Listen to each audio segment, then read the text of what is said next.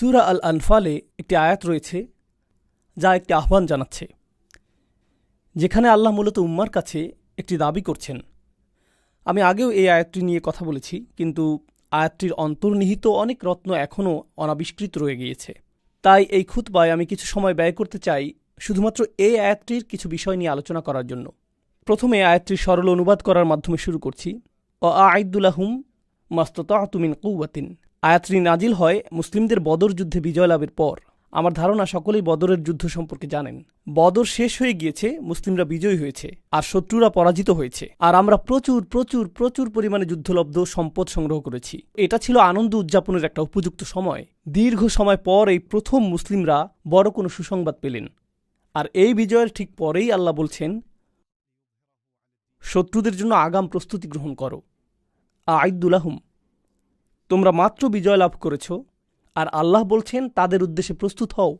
এটা প্রত্যাশিত যে আল্লাহ যুদ্ধের আগে বলবেন তাদের উদ্দেশ্যে প্রস্তুত হও, কিন্তু এখানে আল্লাহ বলছেন তাদের উদ্দেশ্যে প্রস্তুত হও বিজয়ী হওয়ার পরে। আল্লাহ আপনাকে জানিয়ে দিচ্ছেন যে তারা ফিরে আসবে। তিনি জানিয়ে দিচ্ছেন তারা নিশ্চিহ্ন হয়ে যায়নি। প্রকৃতপক্ষে তাদের জন্য প্রস্তুত হও বলার মাধ্যমে আল্লাহ এটাও জানিয়ে দিচ্ছেন যে এই বিজয়ের জন্য তোমরা যে প্রস্তুতি নিয়েছ তা পরবর্তী যুদ্ধের জন্য যথেষ্ট নয়, তোমাদের আরও বেশি প্রস্তুতি প্রয়োজন। সেটাই আল্লাহ আমাদের জানিয়ে দিচ্ছেন। প্রতিটা বিজয়ের ক্ষেত্রেই পরবর্তী চ্যালেঞ্জটা আগেরটার চেয়েও বড় হয়ে থাকে। তাই এখনই তোমাদের প্রস্তুতি শুরু করতে হবে।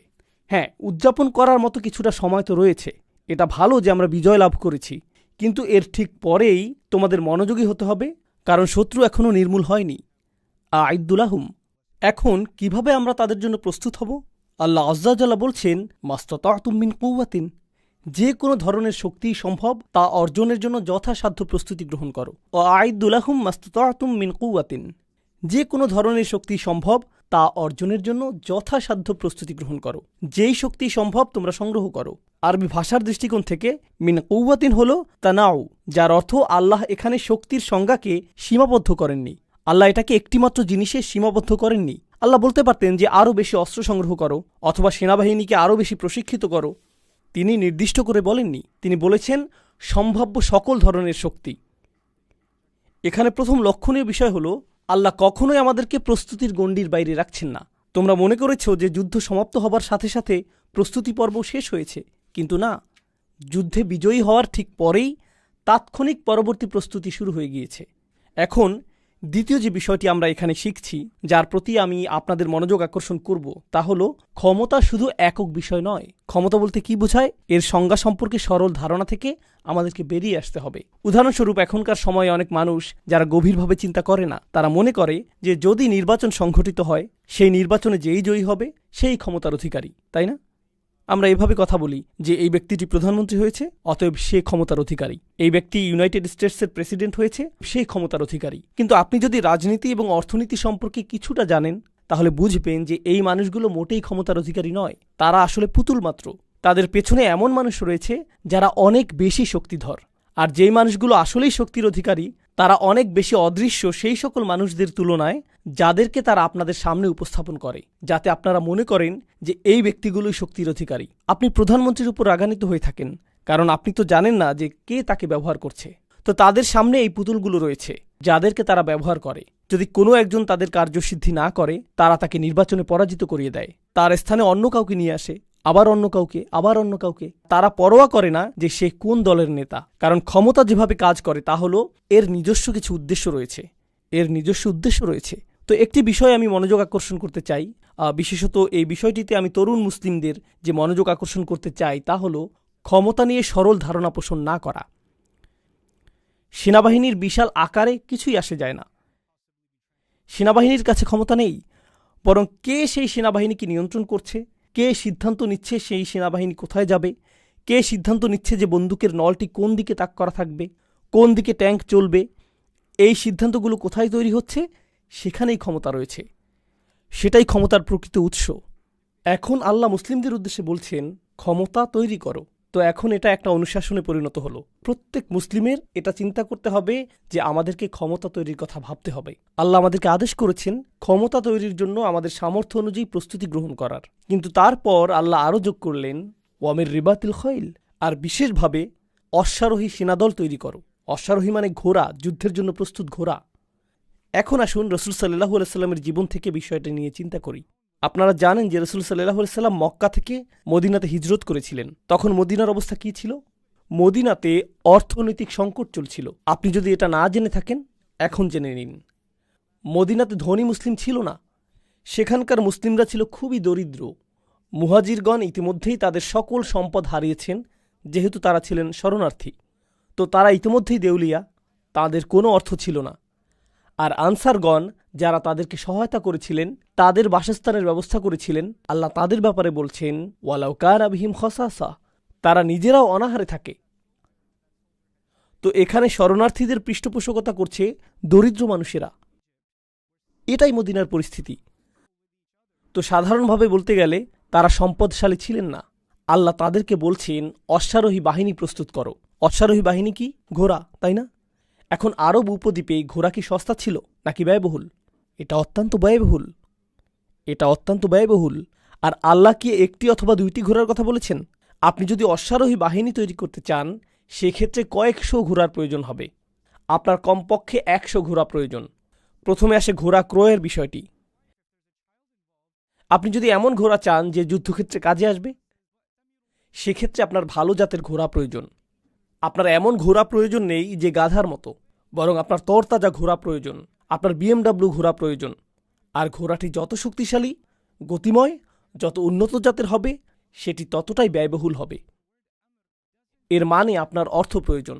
এই ঘোড়াগুলো কোথা থেকে পাবেন? আর শুধুমাত্র ঘোড়া থাকলেই তো হবে না, ঘোড়াগুলো থাকার ব্যবস্থাও করতে হবে। তো আপনাকে আস্তাবল নির্মাণ করতে হবে। শুধু তাই না, ঘোড়াগুলোকে খাওয়ানোর জন্য আপনাকে কৃষিকাজের মাধ্যমে খড় উৎপন্ন করতে হবে। আর ঘোড়াগুলোর বর্জ্য পরিষ্কার করার জন্য আপনাকে পরিপূর্ণ একটা ব্যবস্থা তৈরি করতে হবে। আর আপনাকে সম্পূর্ণ একটা মানব সম্পদ বিভাগ তৈরি করতে হবে, যাদের একমাত্র কাজ হবে ঘোড়াগুলোকে পরিষ্কার করা, প্রশিক্ষণ দান করা এবং তত্ত্বাবধান করা। এরপর ঘোড়ার পায়ে এক ধরনের জুতা পরাতে হয়। এ কাজে নিয়োজিত একটা সম্পূর্ণ শিল্প কারখানা নির্মাণ করতে হবে, যেখানে এই জুতা নির্মাণের জন্য বিশেষজ্ঞ কারিগর প্রয়োজন হবে। এই জুতাগুলো নির্মাণের জন্য আপনার ধাতব পদার্থের প্রয়োজন হবে, যন্ত্রপাতি প্রয়োজন হবে। আপনাকে সম্পূর্ণ একটা শিল্প কারখানা সৃষ্টি করতে হবে, যেখানে ঘোড়ার জুতা তৈরি হবে। এটা ছাড়াও ঘোড়ার উপরে বসার জন্য আপনার চামড়ার আসন প্রয়োজন। সেটা কে তৈরি করবে? এর জন্য চামড়া কোথায় পাবেন? গদি কোথায় পাবেন? কোথায় পাবেন আকার নির্ধারণী? আর এই সব কিছু করার পর আপনার এমন মানুষের প্রয়োজন হবে যারা তরুণ যোদ্ধাদের ঘোড়ায় চড়ার প্রশিক্ষণ প্রদান করবে। তো আল্লাহ যখন বলছেন সকল ধরনের শক্তি সঞ্চয় করো, তো আমরা মনে করি হ্যাঁ আমরা এটা করে ফেলবো, আমরা জিহাদ করব। কিছুক্ষণের জন্য একটু থামুন, একটু থামুন। আল্লাহ বলেছেন ঘোড়া প্রস্তুত করো, আর আমরা মনে করি হ্যাঁ সামান্য ঘোড়াই তো। কিন্তু আল্লাহ যখন ঘোড়ার কথা উল্লেখ করছেন, তিনি মূলত গোটা একটি অর্থনৈতিক ব্যবস্থা তৈরির আহ্বান করেছেন। এটা নির্মাণ করতে হবে। আল্লাহ যে আহ্বান করেছেন তা আপনি করতে পারবেন না যদি বিনিয়োগ সৃষ্টি না করেন। এছাড়া ঘোড়া ক্রয় করার অর্থ আপনি পাবেন না। আর এই কর্মসংস্থানগুলো তৈরির জন্য আপনার কাছে অর্থ থাকবে না। বিনিয়োগ ছাড়া আপনি এটা পারবেন না। এখন আমি কিছু সময়ের জন্য এখানেই থামছি। এই আয়াতটিতে আরও অনেক কিছু বলা হয়েছে, কিন্তু আমি সেই চিন্তা কিছুক্ষণের জন্য থামিয়ে রাখছি। মুসলিমরা একটা সংকটের মধ্যে রয়েছে। আর এই গত 1 বছরে এটা বেশ স্পষ্টভাবেই প্রমাণিত হয়েছে যে যদিও আমাদের সংখ্যা পৃথিবীর মোট জনসংখ্যার 20%-এরও বেশি, গণহত্যা বন্ধের জন্য আমাদের সকলের সম্মিলিত কান্না এবং চিৎকার বাস্তবিক অর্থে কিছুই করেনি। বাস্তবিক অর্থে এটা কিছুই করেনি। আর আমরা সকলেই জানি যে যা ঘটছে তার জন্য অমুসলিমরা যখন উদ্বিগ্ন হয়ে পড়েছে, তখনই এটা গুরুত্বপূর্ণ বিষয়ে পরিণত হয়েছে। পৃথিবী এটাকে অধিক গুরুত্বপূর্ণ হিসেবে গ্রহণ করা শুরু করেছে এজন্য না যে মুসলিমরা বলেছে নিরাপরাধ বেসামরিক মানুষদের হত্যা করা অনুচিত, হাসপাতালগুলোতে বোমা নিক্ষেপ করা অনুচিত, স্কুলে বোমা নিক্ষেপ করা অনুচিত, নিরাপরাধ মানুষকে কারাগারে রাখা অনুচিত। এটা এজন্য গুরুত্ব পায়নি যে মুসলিমরা এটা বলেছে, কারণ মুসলিমরা এটা বলে আসছে আরও 70 বছর ধরে। বরং এটা এজন্য ঘটেছে কোনো এক শ্বেতাঙ্গ তরুণী টিকটকে কান্নাজড়িত কণ্ঠে বলেছে, আমি বিশ্বাস করতে পারছি না কি ঘটে যাচ্ছে। কয়েক মিলিয়ন মানুষ এটা দেখল, আর এখন এটা গুরুত্বপূর্ণ বিষয়ে পরিণত হয়ে গেল। এখন পৃথিবী বলছে যে হ্যাঁ এটা আসলে একটা সংকট। জানেন এটা কি প্রমাণ করছে? এটা প্রমাণ করছে যে আমরা যত উচ্চস্বরেই চিৎকার করি না কেন, কেউই তা শুনছে না, কেউই গুরুত্ব দিচ্ছে না। জানেন কখন মানুষ গুরুত্ব দেয় না? যখন আপনার কোনো ক্ষমতা থাকে না, তখনই মানুষ গুরুত্ব দেয় না। যখন আপনার কাছে ক্ষমতা থাকে, তখন আপনি একটা কথা বলেন আর গোটা পৃথিবীতে কম্পন শুরু হয়। যখন আপনার ক্ষমতা না থাকে যত জোরে সম্ভব আপনি চিৎকার করতে পারেন, কিন্তু এতে কোনো পরিবর্তন আসে না। এতে কোনো পরিবর্তন আসে না। কখনো কখনো আপনার যখন ক্ষমতা থাকে আপনার মুখ খোলারও প্রয়োজন হয় না, আপনা আপনি কাজ হয়ে যায়। কোনো কোনো মানুষের ক্ষমতা রয়েছে তার পরিবারের মাঝে, আর জানেন সেটা কিভাবে বোঝা যায়? যখন সে হেঁটে যায় সকলের আচরণের ধরন পাল্টে যায়। তাকে কণ্ঠস্বর উঁচু করতে হয় না, তাকে চিৎকার চেঁচামেচি করতে হয় না, তাকে কাউকে আঘাত করতে হয় না, কারণ ইতিমধ্যেই তার ক্ষমতা রয়েছে। তো এটা আমাদেরকে উপলব্ধি করায়, আর এটা স্বাচ্ছন্দ্য দানকারী অনুভূতি না। মুসলিমরা ফিলিস্তিনের এই পরিস্থিতির মধ্য দিয়ে নিজেদের সম্পর্কে একটা বিষয় উপলব্ধি করতে পেরেছে। আমাদেরকে আয়নার দিকে তাকিয়ে উপলব্ধি করতে হবে যে কতটা ক্ষমতাহীন আমরা হয়ে গেছি। এটা কুৎসিত একটা বিষয়। ক্ষমতাহীন বোধ করাটা একটা কুৎসিত বিষয়। বিশেষ করে পুরুষ মানুষেরা বিষয়টা লক্ষ্য করুন। যখন আপনি কাজ খুঁজে পান না, যখন আপনি কাজ পেতে সক্ষম না, যখন আপনি নিজ পরিবারের ব্যয় বহন করতে সক্ষম না হন, যখন আপনি এমনকি নিজের দায়িত্ব বহন করতে পারেন না, অন্য কাউকে আপনার দায়িত্ব বহন করতে হয়, আপনি কি বুঝতে পারছেন সেটা কতটা লজ্জাজনক? যখন আপনাকে কারো থেকে টাকা ধার করতে হয়, যখন আপনি নিজে চাকরি খুঁজে পান না, যখন আপনার বোন চাকরি করেন আর তিনি আপনার খরচ প্রদান করেন, সেটা আপনার জন্য কতটা লজ্জাজনক এবং অপুরুষোচিত। কারণ ইজ্জুর রজুল ইস্তিগনাউহু আনিন নাস। একজন পুরুষের মর্যাদা হলো সে অন্য মানুষের মুখাপেক্ষী নয়। এটা পুরুষ মানুষের মর্যাদার অংশ।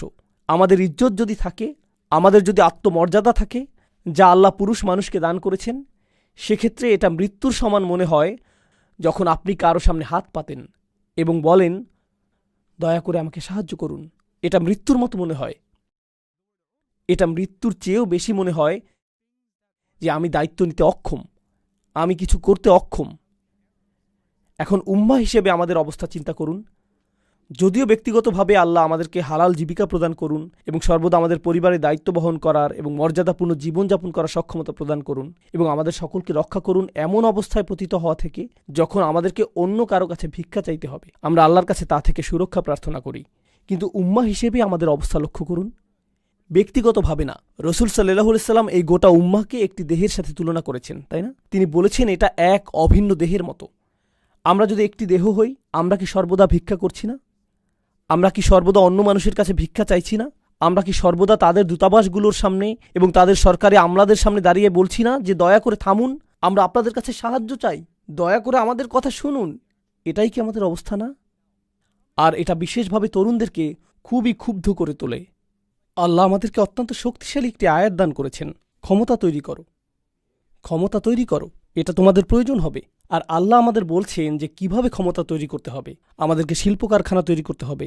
সমস্যা হলো বিশেষত তরুণরা যারা এখন শুনছেন, আধুনিক বিশ্বে বেশিরভাগ তরুণদের ক্ষেত্রে কি ঘটে? আপনি যখন বেড়ে উঠতে থাকেন, আপনাকে বলা হয় তোমাকে স্কুলে যেতে হবে এবং স্কুলে ভালো ফলাফল করতে হবে, এরপর একটা চাকুরি পেতে হবে, আর যখনই তুমি চাকুরি পাবে তখন তোমার পরিবারের দায়িত্ব নিতে হবে, আর যখন তুমি এই পরিমাণ টাকা উপার্জন করবে তখন বিয়ে করতে পারবে, যখন তুমি বিয়ে করবে এরপর একটা ফ্ল্যাট কেনার চেষ্টা করবে, একটা ফ্ল্যাট হওয়ার পর এখন তোমাকে বাড়ির মালিক হতে হবে, এরপর একটা গাড়ি কিনতে হবে, এরপর সন্তান হবে, আর এর সাথে আসবে সন্তানের খরচ। তো আপনি জীবনের বেশিরভাগ অংশই এই চিন্তায় ব্যয় করছেন যে পরবর্তী চেকটি কোথা থেকে আসবে, অর্থ কোথা থেকে আসবে। এর মাঝখানে সুযোগ পেলে উম্মার সমস্যাগুলো নিয়ে সামাজিক মাধ্যমে পোস্ট করতে হবে। কিন্তু বাস্তবিকভাবে বলতে গেলে, যেহেতু আপনি আপনার ব্যক্তিগত জীবন নিয়ে এতটাই আচ্ছন্ন, তাই আপনি বড় কোনো চিন্তা করতে পারেননি। ফলে আপনার আসলে কোনো ক্ষমতাই অর্জিত হয়নি, অথবা আপনি ক্ষমতাহীন। এখন অন্য ক্ষেত্রগুলোতে কি ঘটে? এটা এমন এক বাস্তবতা, আমি চাই আপনারা এটা উপলব্ধি করুন। আল্লাহ পৃথিবী পরিচালনার জন্য একটা নিয়ম তৈরি করে দিয়েছেন, আর সেই নিয়ম সর্বদাই বিদ্যমান থাকবে। এমনকি রসুল সাল্লাল্লাহু আলাইহি সাল্লামের সময়েও এই নিয়ম বর্তমান ছিল। তো উদাহরণস্বরূপ হিজরতের সময়ের কথা, যা কিনা রসুল সাল্লাল্লাহু আলাইহি সাল্লামের সিরাতের বিস্ময়কর ঘটনাগুলোর একটি। হিজরতের সময় আল্লাহ আবু বকর রাদিয়াল্লাহু তাআলা আনহুর সহায়তার ব্যবস্থা করেছিলেন। আর আবু বকর রাদিয়াল্লাহু তাআলা আনহু হিজরতকে সফল করতে সক্ষম হয়েছিলেন কারণ তিনি উট ক্রয়ের জন্য অর্থ ব্যয় করেছিলেন, তিনি পথ প্রদর্শকের জন্য অর্থ ব্যয় করেছিলেন, তিনি ভ্রমণের জন্য ব্যয় করেছিলেন, তিনি ছিলেন সফল ব্যবসায়ী। আর হিজরতের সেই যাত্রাটিকে সহায়তা করার জন্য তিনি সেই সম্পদকে ব্যবহার করতে সক্ষম হয়েছিলেন। আবার রসুল সাল্লাল্লাহু আলাইহি সাল্লাম উপার্জনের উদ্দেশ্যে কাজ করা বন্ধ করে দিয়েছিলেন, তিনি নিজে উপার্জন করা বন্ধ করে দিয়েছিলেন। তিনি দিন রাত রাসূল হিসাবে দায়িত্ব পালন করেছিলেন। রাসূল হিসেবে কিভাবে আপনি দায়িত্ব পালন করতে পারবেন যখন আপনার কোনো উপার্জন নেই? খাবার কোথা থেকে আসবে? আর এটা সম্ভব হয়েছিল কারণ খাদিজা রাদিয়াল্লাহু তাআলা আনহার গোটা একটা ব্যবসা প্রতিষ্ঠান ছিল, যা রাসূল সাল্লাল্লাহু আলাইহি ওয়াসাল্লামের কার্যক্রমের অর্থায়ন করে যাচ্ছিল। এরপর তিনি তার দায়িত্ব পালনে সক্ষম হয়েছিলেন। এমনকি পৃথিবীর ইতিহাসের সবচেয়ে মহৎ মিশনটি অর্থাৎ রাসূল সাল্লাল্লাহু আলাইহি ওয়াসাল্লামের সিরাতের পেছনেও ব্যবসায়িক সহায়তা জড়িত ছিল, তাই না? তেমনটাই কি ঘটেনি? আর এখন কি ঘটে জানেন? এখন কি ঘটে? যখন আমরা বলি যে মুসলিমদেরকে শক্তিশালী ব্যবসায়িক সম্পর্ক তৈরি করতে হবে, মুসলিমদেরকে শক্তিশালী অর্থনীতি গড়ে তুলতে হবে, আস্তাগফিরুল্লাহ ভাই, অর্থনীতি তো দুনিয়া, আমাদেরকে আখিরাত নিয়ে চিন্তিত হওয়া উচিত। তো আল্লাহ যখন বলছেন যে অশ্বারোহী বাহিনী প্রস্তুত করো, আর এই কারণে কোনো ব্যক্তি কিছুটা অর্থ সংগ্রহ করেছে ঘোড়া কেনার জন্য, তখন আমরা বলছি আস্তাগফিরুল্লাহ ভাই, কেন আপনি অর্থ সংগ্রহ করেছেন? দুনিয়া নিয়ে চিন্তা করবেন না। তখন তার মুখে একটা চপটাঘাত দিয়ে আপনার বলা উচিত যে যান কোরআন পাঠ করুন গিয়ে। আল্লাহ আমাদেরকে ক্ষমতা সৃষ্টি করতে বলছেন, আর আপনি ক্ষমতা সৃষ্টি করতে পারবেন না কি সৃষ্টি ছাড়া? সম্পদ। আপনাকে সম্পদ সৃষ্টি করতে হবে। আজকের এই উপস্থিতির মধ্যে কিছু মানুষ রয়েছেন ব্যবসায়ী, আর আলহামদুলিল্লাহ আল্লাহ তাদেরকে সফলতা দান করেছেন। হয়তো আপনি একটি রেস্তোরাঁর মালিক, হয়তো আপনি মুদি দোকানের মালিক, হয়তো আপনি পেট্রোল পাম্পের মালিক, আমি জানি না আপনারা কিসের মালিক, হয়তো আপনারা হাউজিং ব্যবসা করছেন। আল্লাহ আপনার ব্যবসায় সফলতা প্রদান করেছেন। আর আল্লাহ যদি ব্যবসায় আপনাদের সফলতা দিয়ে থাকেন, জানেন আপনার প্রতি আমার উপদেশ কি? তা হলো আমাদেরকে অর্থনৈতিক সুসম্পর্ক গড়ে তুলতে হবে, আমাদেরকে ক্ষমতা তৈরি করতে হবে, মুসলিমদের মধ্যেই অর্থ আবর্তিত হতে হবে। যদি আপনার একটি ব্যবসা থাকে আর আপনার গাড়ি মেরামত করার প্রয়োজন হয়, তাহলে গাড়িটি কাছের মুসলিম ব্যবসায়ীদের কাছ থেকে মেরামত করুন। আবার যখন তিনি যন্ত্রাংশ ক্রয় করবেন, তার সেটা মুসলিমদের কাছ থেকে ক্রয় করা উচিত। এভাবে একে অপরকে সহায়তা করতে হবে। আর যখন মুসলিম ব্যবসাগুলো সাফল্য লাভ করতে থাকবে, তখন তারা বেশি বেশি মুসলিমদেরকে নিয়োগ দিতে শুরু করবে, আর ধীরে ধীরে তারা এই অর্থনীতি গড়ে তুলবে। এখন অধিক সংখ্যক মানুষ যখন অধিক পরিমাণ অর্থনৈতিক শক্তি অর্জন করবে, তখন স্থানীয় প্রতিষ্ঠানগুলো আরও শক্তিশালী হতে থাকবে। এটা সর্বশেষ ভাবনা যা আমি আপনাদের সাথে শেয়ার করব, যেহেতু হাতে খুব একটা সময় বাকি নেই। আমরা অভিযোগ করি যে উদাহরণস্বরূপ ইসরায়েলি লবি আমেরিকান রাজনীতিবিদদের পেছনে শত শত মিলিয়ন ডলার খরচ করে তাদের সিদ্ধান্তকে প্রভাবিত করার জন্য। আমরা কখনো এই প্রশ্ন করি না যে কোথা থেকে তারা এই শত শত মিলিয়ন ডলার পেল। আমরা কখনো এই প্রশ্ন করি না যে আমাদের কাছে যদি এই শত শত মিলিয়ন ডলার থাকতো, আমরা কি তা এভাবে ব্যয় করতাম রাজনীতিকে প্রভাবিত করার জন্য, নাকি তা প্রমোদ ভ্রমণের পিছনে ব্যয় করতাম? আমাদের মানসিকতাটা কি? আমরা ক্ষমতা সৃষ্টির প্রেক্ষিতে চিন্তা করি না, আমরা ক্ষমতার জন্য বিনিয়োগ করি না। আমরা বিনিয়োগ করি হয়তো আমাদের নিজেদের জন্য, অথবা যখন কোনো সংকটের কারণে অনুশোচনা বোধ করি, তখন সেই সংকটে সাহায্যের উদ্দেশ্যে ব্যয় করি। কিন্তু যেই সকল মানুষ ক্ষমতা সম্পর্কে বোঝে, জানেন তারা কোথায় বিনিয়োগ করে? তারা বিনিয়োগ করে গণমাধ্যমে, তারা বিনিয়োগ করে শিক্ষা খাতে, তারা বিনিয়োগ করে ব্যবসায়, তারা এই ক্ষেত্রগুলোতে বিনিয়োগ করে। আর যখন তারা এই ক্ষেত্রগুলোতে বিনিয়োগ করে, তখন তারা এমনকি রাজনীতিকেও নিয়ন্ত্রণ করতে শুরু করে। গণমাধ্যমকে যেই নিয়ন্ত্রণ করবে, রাজনীতিতে তার বড় একটা প্রভাব থাকবে। ব্যবসা বাণিজ্যকে যে নিয়ন্ত্রণ করবে, তার একটা বড় প্রভাব থাকবে। শিক্ষা খাতকে যে নিয়ন্ত্রণ করবে, রাজনীতিতে তার একটা বড় প্রভাব থাকবে। মুসলিমরা যদি ক্ষমতা তৈরি করতে হয়, তাহলে আমাদেরকে বুঝতে হবে যে সেই ক্ষমতার পেছনে কি রয়েছে, আর এরপর আমাদের সেই ক্ষমতা তৈরি করা শুরু করতে হবে। আল্লাহ বলেছেন, আ'ইদ্দুলাহুম মাস্তাতা'তুম মিন কুওয়াতিন অমির রিবাতিল খাইল।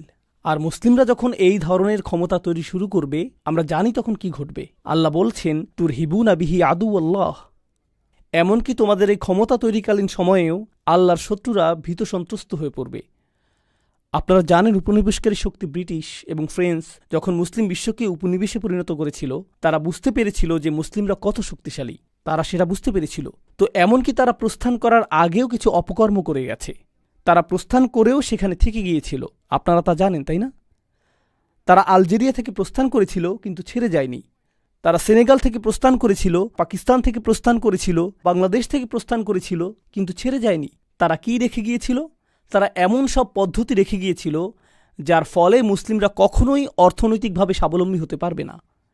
তাদেরকে সবসময় ঋণের উপর থাকতে হবে, তাদেরকে সবসময় এভাবে হাত পেতে থাকতে হবে। তো যদিও আমরা প্রস্থান করছি, আমরা তাদেরকে ভিক্ষুক হিসেবে রেখে যাচ্ছি। তারা তাদের গোটা পদ্ধতিকে নির্মাণ করেছে, তাদের গোটা সম্পত্তি এবং সাম্রাজ্যকে নির্মাণ করেছে মুসলিমদের শ্রম এবং ঘামের বিনিময়ে, কিন্তু মুসলিমদেরকে তারা ভিক্ষাবৃত্তি এবং ছিন্ন ভিন্ন অবস্থায় রেখে গেছে। এটাই তাদের পরিকল্পনা। কৌশলটি সামরিক নয়, কৌশলটি আসলে অর্থনৈতিক। দক্ষিণ এশিয়ার মুসলিমরা ব্রিটিশদের দ্বারা বিজিত হয়েছিল, আমরা সেটা জানি। আপনারা ইংল্যান্ডে বসবাস করেন, আপনারা জানেন যে এই দেশটি কত ছোট, তাই না? আপনারা কি নিজে নিজে কখনো চিন্তা করেছেন যে এই ছোট জাতিটা কিভাবে এটা করল? আর দক্ষিণ এশিয়াতে আমাদের জনসংখ্যা অনেক। কিভাবে এই অল্প কিছু মানুষ সেই গোটা একটা মহাদেশকে উপনিবেশে পরিণত করল? কিভাবে তারা এটা করল? কিছুটা ইতিহাস অধ্যয়ন করুন, আর আপনি নিজেই বুঝতে পারবেন যে তারা তাদের ব্যবসায়িক পদক্ষেপগুলোতে কৌশলী ছিল। তারা ব্যবসায়ের মাধ্যমে ক্ষমতা তৈরি করেছিল। তারা আসলে সেটাই তৈরি করেছিল। তারা এই বিষয়গুলো খুব ভালোভাবে বুঝে। এখনকার সময়ে পৃথিবীর সবচেয়ে বেশি যুদ্ধ এবং সংকটের মূলে রয়েছে অর্থনীতি। এর মূলে রয়েছে কোনো এক পক্ষের ব্যবসায়িক স্বার্থ। এই সব কিছুর মূলে এটাই। যখন মুসলিমরা এটা বুঝতে পারবে, এমনকি স্থানীয় পর্যায়েও, তখন মসজিদের ভূমিকা কি হবে? অবশ্যই এখানে আমরা দিন শিখব, এখানে আমরা নামাজ পড়ব, আমরা আমাদের সন্তানদেরকে এখানে আনব, এখানে আমাদের সন্তানদেরকে কোরআন শিখাবো। কিন্তু এখান থেকে তরুণ যুবকরা অভিজ্ঞ মানুষদের কাছ থেকে এটাও শিখবে যে কিভাবে নতুন ব্যবসা শুরু এবং পরিচালনা করা যায়। এটা তাদের কাজের প্রশিক্ষণ প্রাপ্তির কেন্দ্রে পরিণত হতে হবে। এখান থেকে ইন্টার্নশিপ শুরু হতে হবে। এই স্থানটি থেকে আমাদের ক্ষমতা তৈরির চর্চা শুরু করতে হবে। এরকমটা করতে পারলে এক দশকের মধ্যে, 10-15 বছরের মধ্যে মুসলিমরা অর্থনৈতিকভাবে লন্ডনের সবচেয়ে শক্তিশালী সম্প্রদায়ে পরিণত হবে। আপনারা কি মনে করেন যে এটা ছোট কোনো বিষয়? আমাদের এই সম্প্রদায় এতটাই শক্তিশালী হয়ে উঠবে যে আমাদেরকে রাজনীতিবিদদের কাছে যেতে হবে না, রাজনীতিবিদরা আমাদের কাছে আসবে। আপনারা কি চান? তারা আমাদেরকে এই প্রশ্ন করবে, কারণ অন্য ক্ষমতাশীল সম্প্রদায়ের ক্ষেত্রে তারা রাজনীতিবিদদের কাছে যায় না, বরং রাজনীতিবিদরাই তাদের কাছে আসে, কারণ তাদের সেই ক্ষমতা রয়েছে। আল্লাহ ইতিমধ্যেই আমাদেরকে পরিষ্কার জবাব দিয়ে দিয়েছেন। তিনি আমাদেরকে বলেছেন, একমাত্র এই উপায়েই শত্রুরা তোমাদের ভয় করবে। তুরহিবুনা বিহি আদু আল্লাহ, আল্লাহর শত্রু। তিনি আরও বলেছেন, আদু আল্লাহি ও আদু আকুম। এটাই সর্বশেষ বিষয় যা আমি আপনাদের সাথে আজকে শেয়ার করব। আল্লাহ বলছেন, যাদেরকে তোমরা ভীতি প্রদর্শন করছো তারা আল্লাহর শত্রু এবং তোমাদের শত্রু। কার কথা আল্লাহ প্রথমে উল্লেখ করেছেন? তিনি নিজের কথা প্রথমে উল্লেখ করেছেন। আদু আল্লাহ প্রথমে এসেছে, আর তারপর আদু আকুম। কেন? আপনাকে বুঝতে হবে যে আল্লাহ আমাদেরকে এই ক্ষমতা তৈরি করতে বলেছেন আমাদের জন্য না, আমাদের শত্রুদের বিরোধিতার জন্য না। আদু আল্লাহ কথাটি প্রথমে উল্লেখ করার কারণে আমি এই কাজটি করছি এজন্য যে আমি প্রথমত আল্লাহ প্রদত্ত মিশন বাস্তবায়নের কাজ করছি। আমার উদ্দেশ্য পরিষ্কার।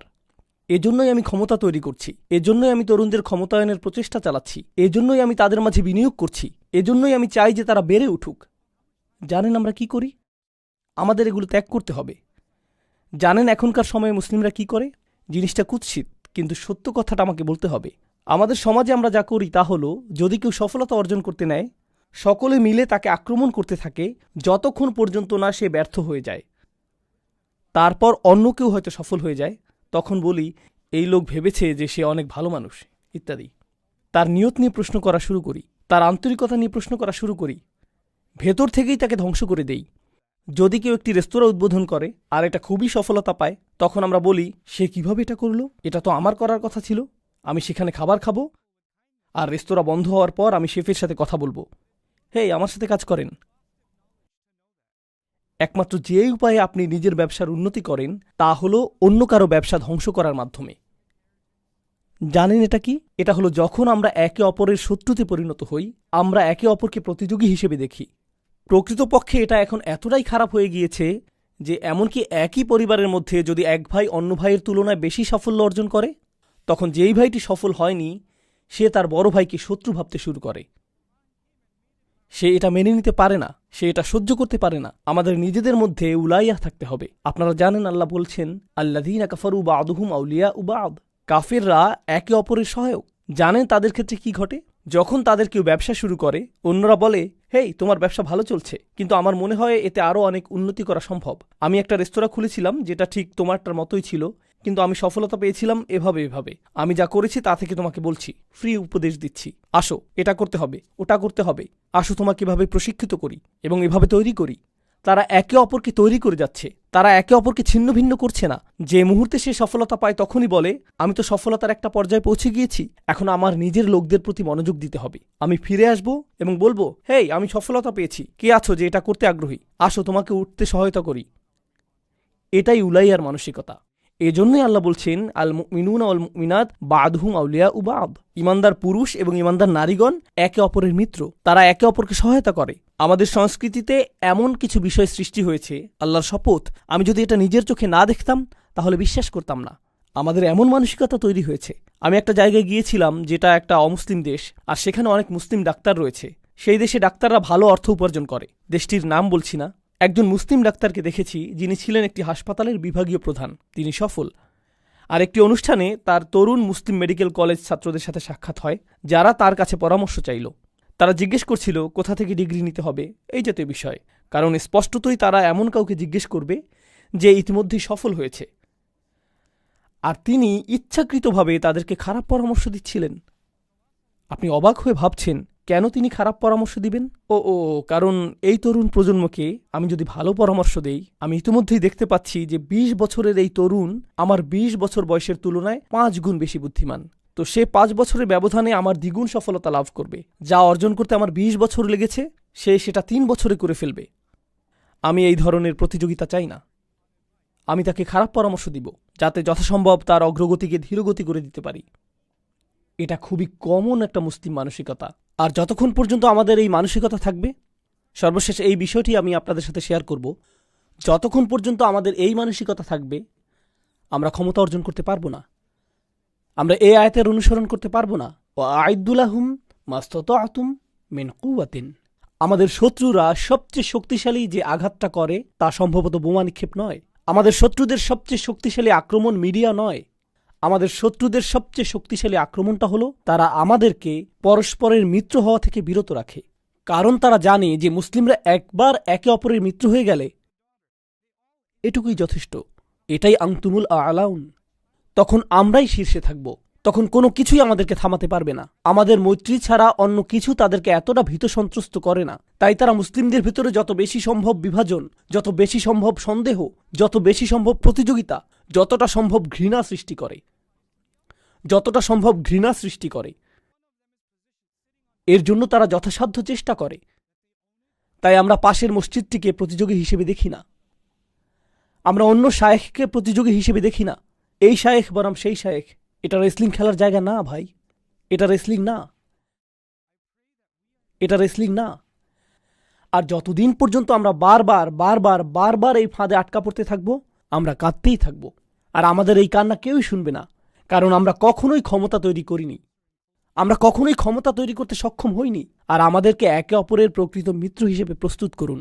এখন থেকে যখন আপনি জুমার নামাজ পড়তে আসবেন, আপনি তো প্রতি সপ্তাহেই আসবেন। এটা আল্লাহর পক্ষ থেকে আমন্ত্রণ। কেউ আপনাকে ইমেইল পাঠাবে না। আপনি নিজেই আসবেন। প্রতি সপ্তাহে যখন আপনি আসবেন, এমন কারোর সাথে পরিচিত হবেন যাকে আপনি আগে থেকে চিনতেন না। সে কি করে তা জানার চেষ্টা করুন। বিশেষত বয়স্করা নিজ উদ্যোগেই তরুণদের সাথে পরিচিত হবেন। নতুন কারোর সাথে পরিচিত হবেন, জানার চেষ্টা করবেন তার কি সাহায্য প্রয়োজন। এমনকি যদি আপনারা পরস্পরকে 1% সাহায্যও করতে পারেন, কখনো সাহায্য হতে পারে শুধু পরামর্শ, কখনো সাহায্য হতে পারে আপনি কাউকে অন্য কারোর সাথে যোগাযোগ করিয়ে দিলেন, সামান্য একটি প্রচেষ্টা। আপনারা কল্পনা করতে পারবেন না যে 1 বছরের ভিতরে এই সমাজটি কতটা শক্তিশালী সমাজে পরিণত হবে। কল্পনা করতে পারেন 1 বছরের মধ্যে আপনি যখন রাস্তায় হাঁটবেন, প্রত্যেককেই আপনি চিনবেন। এটা কি অসম্ভব? এটা মোটেও অসম্ভব না। কিন্তু আমরা উলাইয়া নিয়ে চিন্তা করছি না, সেজন্য এটা ঘটছে না।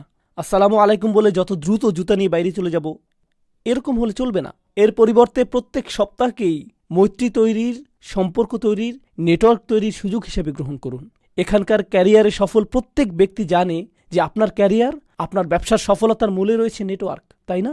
কয়েকশো নেটওয়ার্ক, কখনো কয়েক হাজার নেটওয়ার্ক প্রতি সপ্তাহে চোখের সামনে থাকে। এটা একটা মুসলিম সমাবেশ যা প্রতি সপ্তাহে আল্লাহ আপনার জন্য আয়োজন করেছেন, যাতে মুসলিমরা পৃথিবীর বুকের সবচেয়ে শক্তিশালী জাতিতে পরিণত হতে পারে। আমরা শুধু এটা ব্যবহার করছি না। আল্লাহ আজ্জা জাল্লাহ আমাদেরকে তার প্রত্যাশিত উম্মাতে পরিণত করুন এবং এই উম্মাকে বিজয় দান করুন। বারাকাল্লাহু লি ওয়া লাকুম ফিল কুরআনিল হাকিম ওয়া নাফা'নি ওয়া ইয়্যাকুম বিল আয়াতি ওয়া যিকরিল হাকিম।